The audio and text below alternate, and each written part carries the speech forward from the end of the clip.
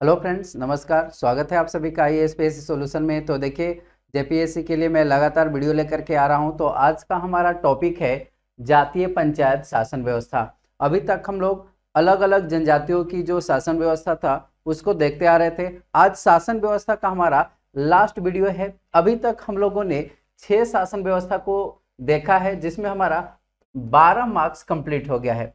आज हमारा जातीय पंचायत शासन व्यवस्था जो है, इससे 4 मार्क्स, ठीक है, यहां से 2 क्वेश्चन पूछे जाएंगे, जिससे आपको 4 मार्क्स मिलेगा।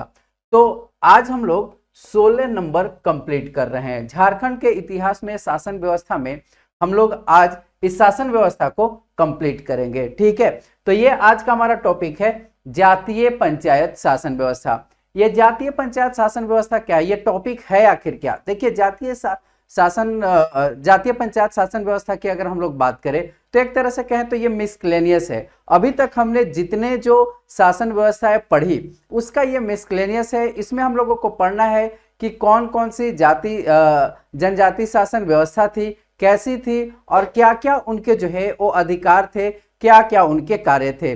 तो संक्षिप्त में हम लोग जानेंगे, और जितना मैं आपको बता रहा हूं उससे ज्यादा क्वेश्चन आपसे एग्जाम में नहीं पूछा जाएगा। तो अंतिम तक वीडियो में रहिएगा। वीडियो अच्छा लगे तो लाइक जरूर कीजिएगा, अपने सभी दोस्तों के साथ इसे शेयर भी जरूर कीजिएगा। तो देखिए, झारखंड के जो जनजाति हैं, झारखंड के जनजातीय बाहुल वाले इलाके में प्रशासन की नींव पंचायतों पर आधारित थी। हमने अभी तक देखा कि जितनी जो जनजाति शासन व्यवस्था है वो कहीं चाहे दूसरे जगह से आए या यहीं के स्थानीय निवासी हों, आए और आने के बाद अपना इन्होंने शासन व्यवस्था शुरू किया। ऐसा नहीं था कि किसी के अधीन ही ये थे, अपना गांव के गांव को बसाया, और उस गांव में ही क्या नियम कानून हो, कैसे हम लोग रहेंगे, इसके लिए इन्होंने एक व्यवस्था बनाई, जिसको अपना इन्होंने शासन व्यवस्था कहा। उस शासन व्यवस्था में जो भी हेड हुआ करते थे, उन्हीं के नाम पर उसका शासन व्यवस्था का नामकरण कर दिया जाता था। तो अगर हम लोग देखें तो ये पंचायतों पर आधारित थी, ग्रामों पर आधारित थी इनकी शासन व्यवस्था। गांव गांव को मिला करके पंचायत बनाया जाता था, और उन पंचायत में क्या क्या शासन व्यवस्थाएं थी, तो वो सारा कुछ हम लोगों ने पहले देख लिया है। तो एक तरह से हम लोग कहें तो इनका कोई बड़ा देश नहीं था। मतलब एक तरह से कहें कि ना तो बड़ा राज्य था, ना एक बड़ा क्षेत्र था। इनका जो शासन व्यवस्था था वो ग्राम स्तर पर, पंचायत स्तर पर चल रहा था, ठीक है। और अलग अलग जो जनजाति थी उनकी अलग अलग परंपराएं थे। लगभग सबका एक ही था, थोड़ा जो है वो अलग था, और शब्दों में थोड़ा अंतर है। शब्द, किस शब्द का मतलब क्या होता है और उसका क्या कार्य था, बस यही हम लोगों को उलझाता है, और यही आप लोगों को याद रखना है। बाकी सब लगभग सेम था। अगर हम लोग बात करें तो स्टार्टिंग में, थोड़ा स्लाइड चेंज करता हूं। देखिए, स्टार्टिंग में हमने देखा कि गांव में, प्रारंभ में गांव में सरना और शासन पुराने गांव में ही रहते थे। सरना और शासन, ये शासन नहीं, शासन, ये मैंने बता रखा है आप लोगों को कि सरना किसको कहा जाता था और शासन किसको कहा जाता था। तो स्टार्टिंग में ये गांव में रहते थे। गांव के बाद ये दूसरे गांव में गए। यहां से मान लिया कि एक गांव है, ठीक है। दूसरा एक इमेज दिखाता हूं।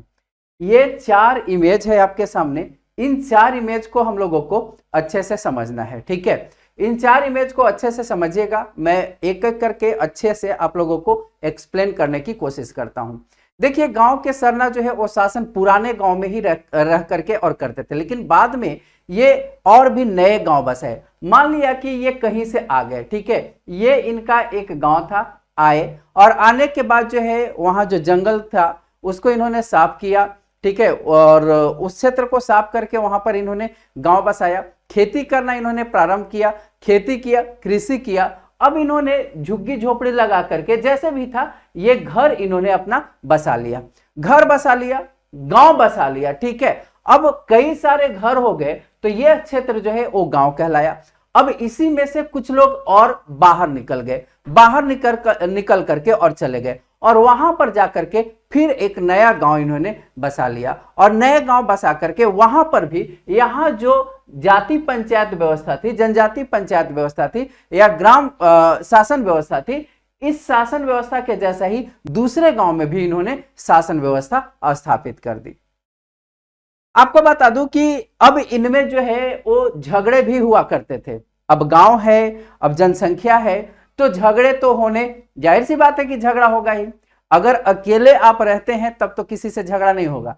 अगर गांव है और गांव में जितनी ज्यादा जनसंख्या बढ़ेगी, विवाद, झगड़े, झंझट ये सब तो बढ़ेंगे ही।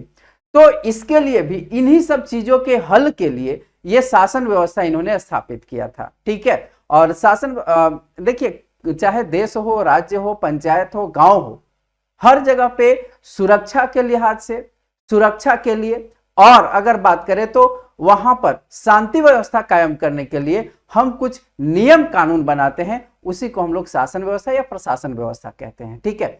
तो इन्होंने भी जो गांव था, इस गांव में बैठ करके जो हेड होते थे, हेड मैंने बता रखा है कि कौन क्या होते थे, कैसे हेड वो बनते थे। मान लिया कि कोई व्यक्ति आया, यहीं से अभी जैसा कि मैं आपको बता रहा था कि यहां से एक आदमी, ये जो आदमी है, यहां से निकल करके और ये दूसरे गांव में चला गया और वहां पर फिर जो है वो गांव बसा दिया।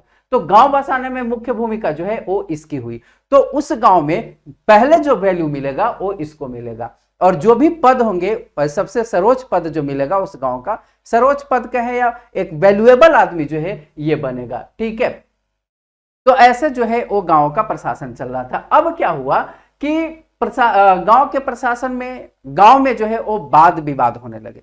तो वाद विवाद के निपटारे के लिए अलग अलग इन्होंने कानून बनाए रखे थे।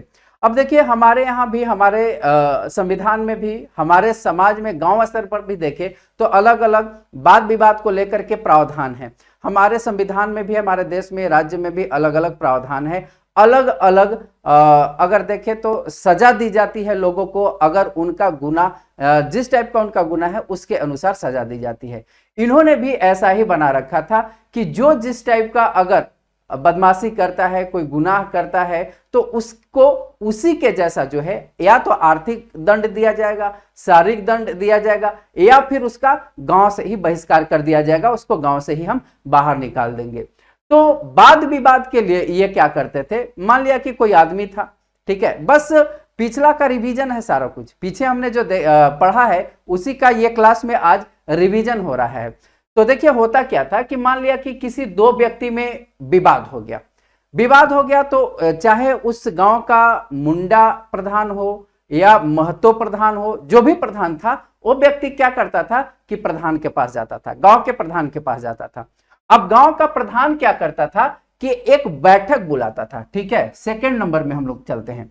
गांव का प्रधान जो था वो क्या करता था, बैठक बुलाता था, और बैठक बुलाने के बाद दोनों पक्षों को सुनता था। ठीक है, और दोनों जो पक्ष होते थे अपनी अपनी बातों को रखते थे कि देखिए हमारे घर में इसने चोरी कर लिया है, वो बोलता था कि नहीं हम चोर नहीं हैं।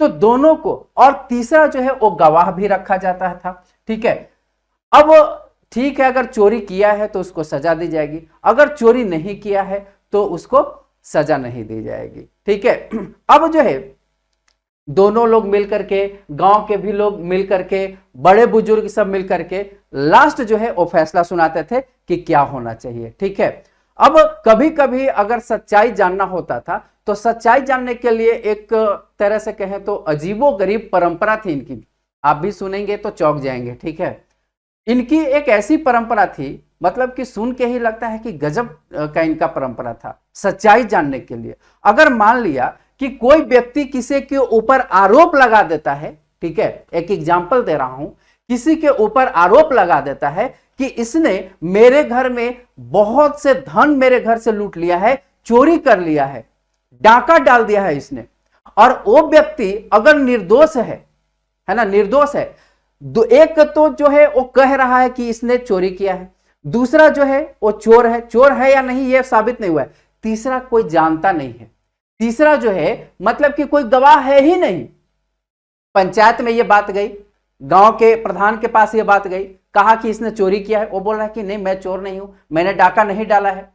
तो इसका सत्यापन कैसे हो, इसको जानने के लिए इन्होंने कुछ नियम बना रखे थे। इनके यहां क्या प्रावधान था, गजब टाइप का प्रावधान था। एक तो होता था कि धार्मिक अनुष्ठान ये करते थे, इनके एक देवता हुआ करते थे जिनका नाम था सिंह बोंगा। ठीक है, सिंह बोंगा। ठीक है, सिंह बोंगा इनके एक देवता हुआ करते थे, या धर्मेश इनको कहा जाता था, धर्मेश या सिंह बोंगा। अब क्या करते थे कि ये सिंह बोंगा की इनकी पूजा करते थे। पूजा करने के बाद क्या करते थे कि जो जिसके ऊपर आरोप लगा है कि इसने मेरे घर में डाका डाला है, उससे परीक्षा ली जाती थी। और किस टाइप की परीक्षा ली जाती थी? अग्नि परीक्षा ली जाती थी। ठीक है, अग्नि परीक्षा, और दो टाइप से ये अग्नि परीक्षा होती थी। ये दोनों इमेज आप ध्यान से देखिएगा, ये दो टाइप से ये लोग परीक्षा लेते थे। ठीक है, पहला क्या होता था कि यहां पे इस इमेज को देखिए, ये इमेज ऐसे ही ऐड किया गया है, समझने के लिए आपको ऐड किया गया है। पहला ये क्या करते थे सत्यापन के लिए कि इसने चोरी किया है या नहीं, धान की भूसी आप जानते होंगे।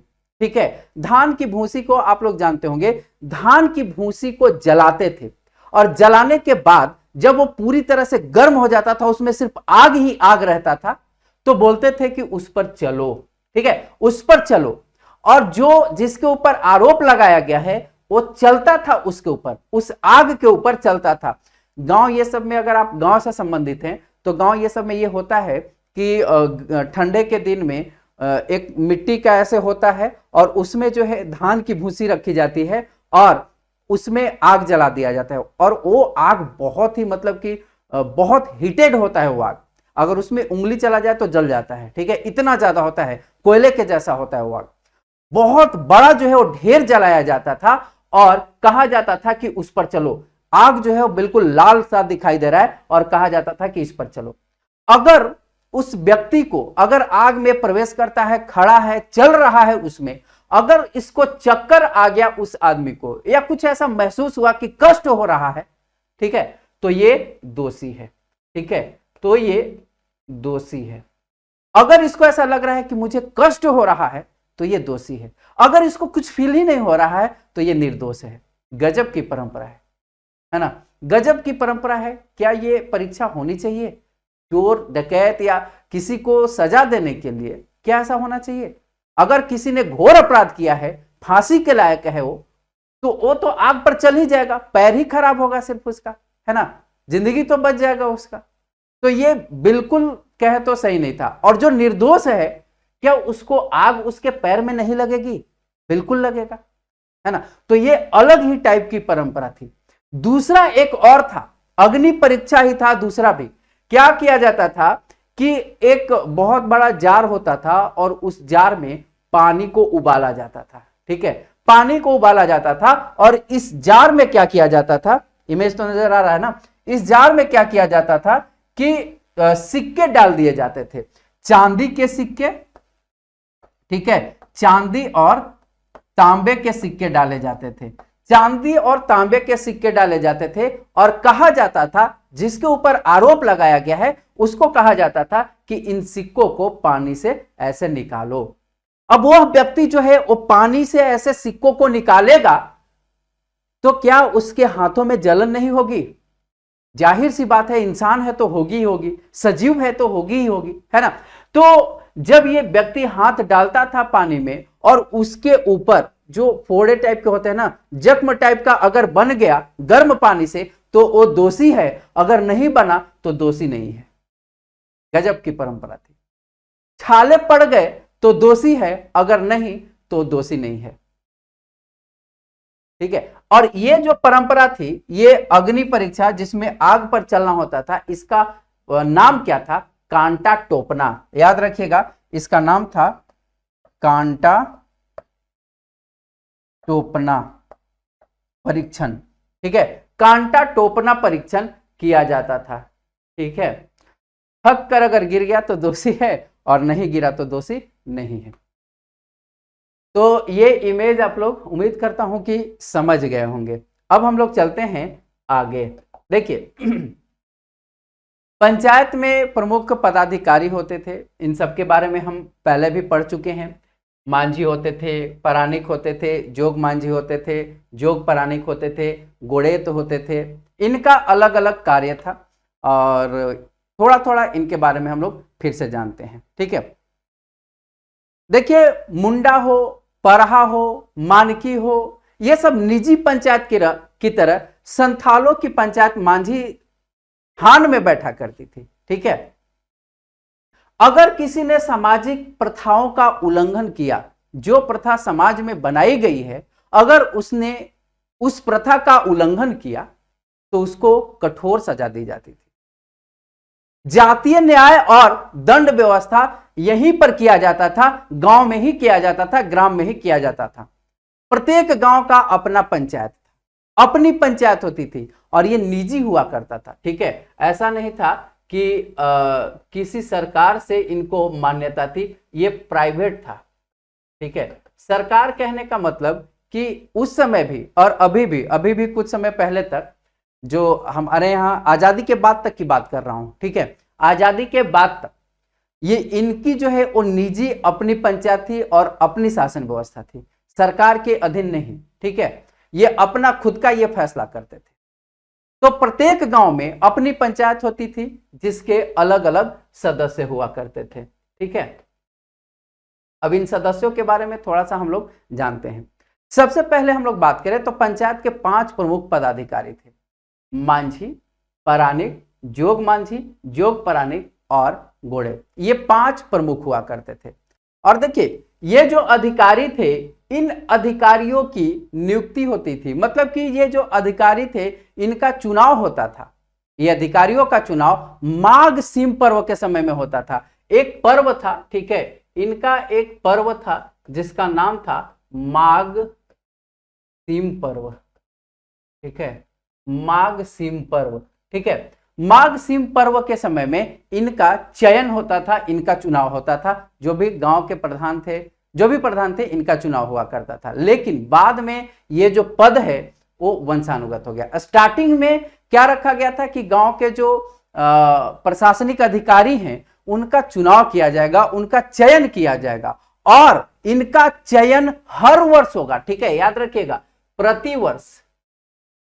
प्रतिवर्ष इनका चयन होगा। एक त्योहार हर वर्ष आता था जिसका नाम था माघ सिम। इसी त्योहार में इनका चयन होगा, हर वर्ष इनका चयन होगा, इन पदाधिकारियों का चयन होगा। लेकिन एक बार जब चुन लिए गए तो फिर यह जो है वंशानुगत हो गया। बाद में आगे चलकर ये वंशानुगत हो गया, मतलब कि वंशानुगत हो गया तो अब चुनाव होगा ही नहीं। जो अगर मांझी है तो उसका पुत्र ही मांझी बनेगा, जो गोड़ैत है उसका पुत्र ही गोड़ैत बनेगा, यानी कि अब वंशानुगत हो गया था। मांझी की अगर बात की जाए, अब आते हैं हम लोग एक एक करके सबके ऊपर डिस्कशन शुरू करते हैं। ठीक है, मांझी की अगर बात की जाए तो ये मांझी क्या था? देखिए, मांझी जो है यह अपनी पंचायत का अध्यक्ष होता था। मांझी संथाल गांव का अध्यक्ष होता था और गांव वालों का प्रतिनिधि था। ये संथाल गांव का, याद रखिएगा,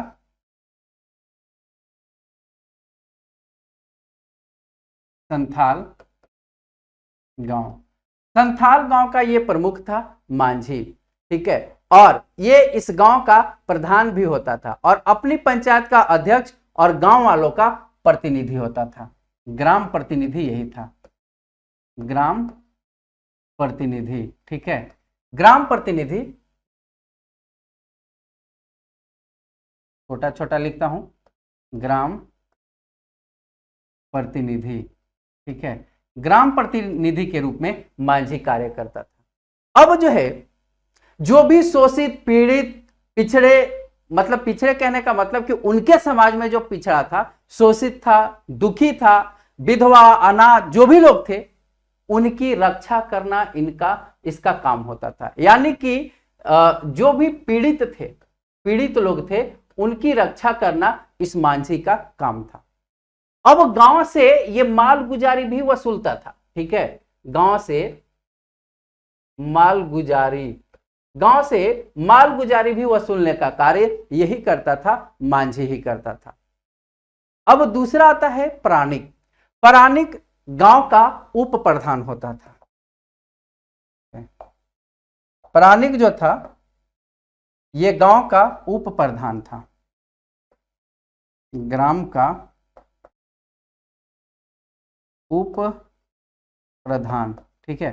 प्राणिक क्या था, गांव का उप प्रधान था और मांझी की अनुपस्थिति में, मतलब कि अगर मांझी उपस्थित नहीं है गांव में, किसी कारण से बाहर गया है या बीमार है, अगर कार्य नहीं कर पा रहा है, तो इसकी अनुपस्थिति में, मांझी की अनुपस्थिति में प्राणिक कार्य करता था। इसकी अनुपस्थिति में, अनुपस्थिति लिख देता हूं, आप लोग अच्छे से लिख लीजिएगा, ठीक है। इसकी अनुपस्थिति में, मांझी की अनुपस्थिति में प्राणिक कार्य करता था, गांव का कार्य करता था। इसके बाद है जोग मांझी। इसके बाद जोग मांझी, दूसरा कलर लेता हूं। जोग मांझी का क्या कार्य था? जोग मांझी की अगर हम लोग बात करें तो गांव के जो युवक युवतियां थी, मतलब कि गांव के जो यूथ लोग थे, तो उन यूथों का नेतृत्व करता था। और दूसरी बात ये क्या करता था जोग मांझी, कि गांव के लड़के लड़कियां क्या कर रहे हैं उनके ऊपर नजर भी रखता था, ठीक है। मतलब कि इनका जोग प्राणिक जो है वो मांझी का जोग मांझी जो था ये गांव के युवक युवतियों का चारित्रिक अभिभावक था, याद रखिएगा। युवक युवतियां, गांव में जो भी युवक युवतियां थी उनके चरित्र पर ध्यान रखता था, चारित्रिक अभिभावक था, ठीक है, अभिभावक, ठीक है, चारित्रिक अभिभावक था ये चीज याद रखना है। इसके बाद है जोग प्राणिक। जोग प्राणिक का क्या कार्य था समझते हैं थोड़ा। जोग प्राणिक, जोग प्राणिक की अगर बात करें तो मांझी का सहायक होता था। ये जोग प्राणिक भी मांझी का सहायक, ठीक है, मांझी का सहायक था जोग प्राणिक। और पंचायत का हरकारा था। हरकारा भी समझाता हूं। पंचायत का हरकारा, हरकारा शब्द कहने का मतलब क्या हुआ? अब देखिए एग्जाम में आपको शब्द ही फंसाएगा। एक तो हरकारा का मतलब मैं बताता हूं, डाकिया होता है, ठीक है। हरकारा का मतलब होता है डाकिया, ठीक है, डाक ये सब जो पहुंचाने वाला होता है, ठीक है, डाकिया। हरकारा का मतलब डाकिया होता था। आपसे पूछ लिया जाएगा कि डाकिया कौन था, ठीक है, पंचायत शासन व्यवस्था में, ठीक है, उसमें डाकिया कौन था? तो जोग प्राणिक। जोग प्राणिक डाकिया का काम करता था।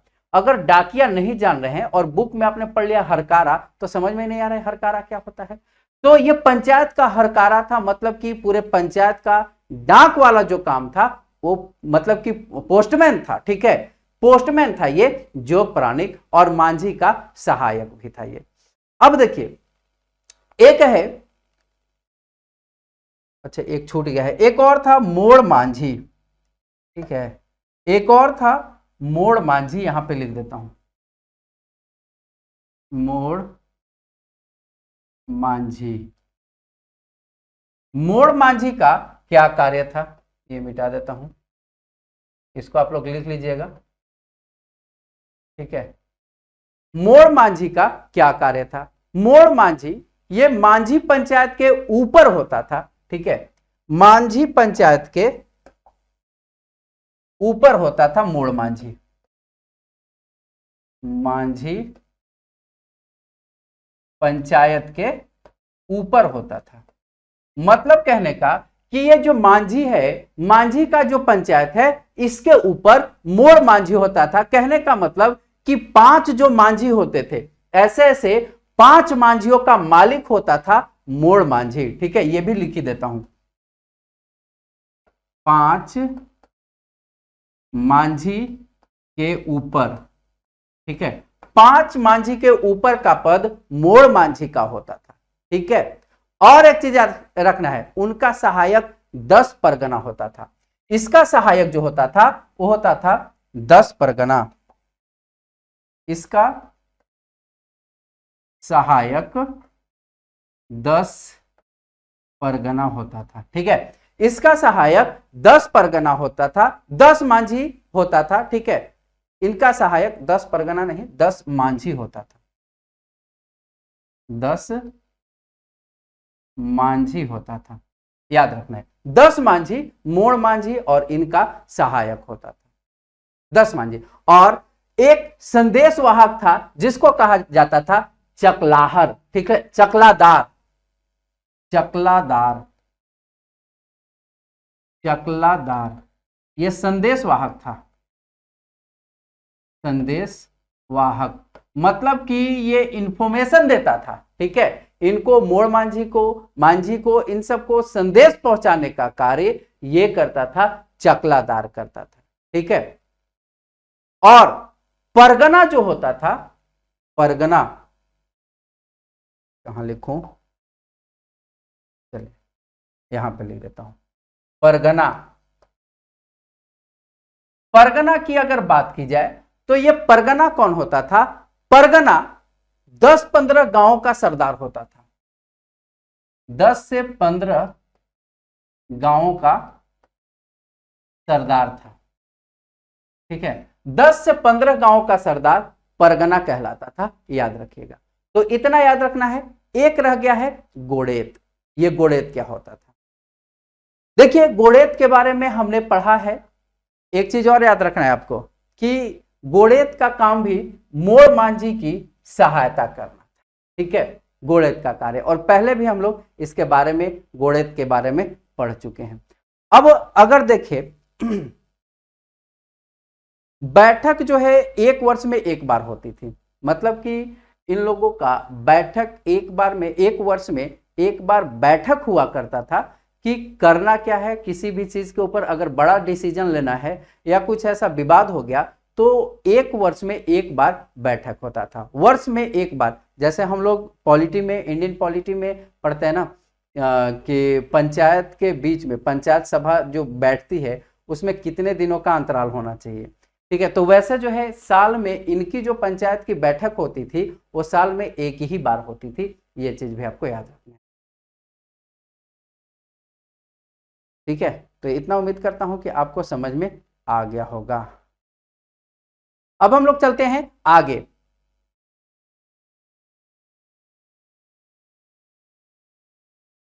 एक नया स्लाइड लेता हूं और इसमें आपको समझाने का प्रयास करता हूं। देखिए अलग अलग जो पंचायत शासन व्यवस्था थी उसमें जो प्रमुख हुआ करते थे उनको क्या कहा जाता था, थोड़ा सा आपको बताता हूं। देखिए भूमिज और चेरो पंचायत में अगर बात करें, ठीक है, भूमिज और चेरो पंचायत, ठीक है। भूमिज और चेरो पंचायत में अगर हम लोग बात करें तो भूमिज और चेरो पंचायत में जो पंचायत के प्रमुख होते थे, ग्राम प्रधान होते थे, उनको महतो कहा जाता था। यहाँ के जो प्रधान होते थे उनको क्या कहा जाता था?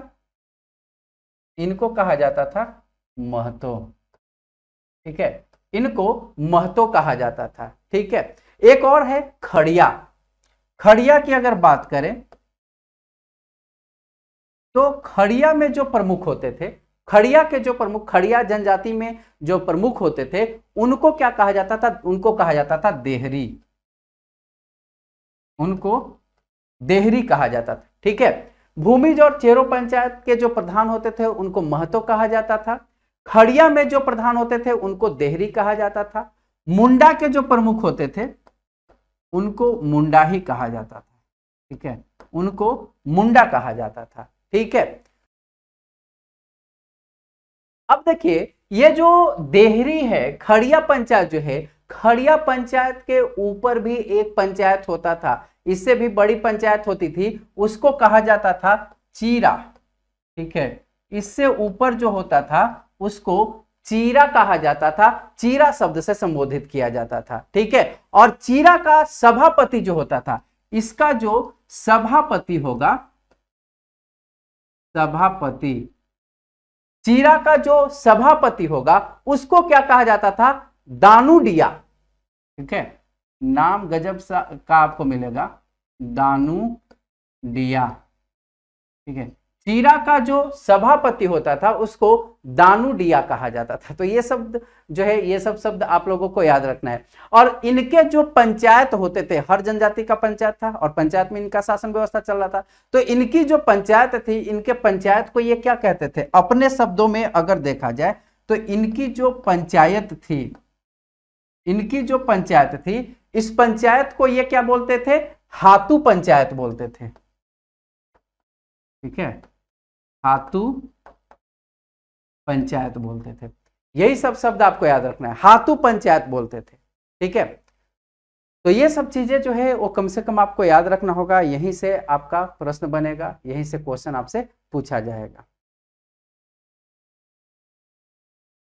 तो बस इतना ही, और इसमें ज्यादा कुछ पढ़ना नहीं था। यहां से आपके 4 मार्क्स कंप्लीट हो रहे हैं। ठीक है, 4 मार्क्स आपका यहां से कंप्लीट हो रहा है। तो थोड़ा सा याद तो करना पड़ेगा, शब्दों को आप लोगों को याद करना पड़ेगा। तो देख लीजिएगा, 1-2 बार रिवीजन जरूर कर लीजिएगा। अब हमने शासन व्यवस्था, जो जनजातियों की शासन व्यवस्था हमारे सिलेबस में पढ़ना है, उसको हमने खत्म कर दिया है। ठीक है, थोड़ा सा शेयर जरूर कर दीजिए, प्लेलिस्ट बना दिया गया है, प्लेलिस्ट को ही शेयर कर दीजिए सभी दोस्तों के साथ। अब जो है हम लोग क्या करेंगे कि जितनी शासन व्यवस्थाएं हमने पढ़ी, अब इसका मैं आप लोगों को एमसीक्यूज करवा दूंगा। ठीक है, एमसीक्यूज करवा दूंगा, और एक मैराथन क्लास में एमसीक्यूज करवा दूंगा। लगभग 250 एमसीक्यूज आपको करवाऊंगा। संभावना है यहीं से क्वेश्चन बनेंगे, और हमारा एक बार रिवीजन भी हो जाएगा। 200-250 जो है एमसीक्यूज हम लोग कर लेंगे जनजाति शासन व्यवस्था के ऊपर। ठीक है, तो आज के लिए इतना ही, और वीडियो को लाइक जरूर कीजिएगा, सभी दोस्तों के साथ शेयर कर दीजिएगा, और टेलीग्राम का लिंक नीचे दिया गया है, उसको ज्वाइन कर लीजिएगा आप लोग। पीडीएफ वहीं पे आप लोगों को मिलेगा। पीडीएफ में थोड़ा सा लेट हुआ है, पीडीएफ मिल जाएगा आप लोगों को, और भी सारा कुछ टेलीग्राम में मिलेगा। और हमारे फेसबुक पेज को भी आप लोग लाइक कर सकते हैं, उसका भी लिंक डिस्क्रिप्शन बॉक्स में दिया हुआ है। मिलते हैं फिर अगले वीडियो में। Thank you so much.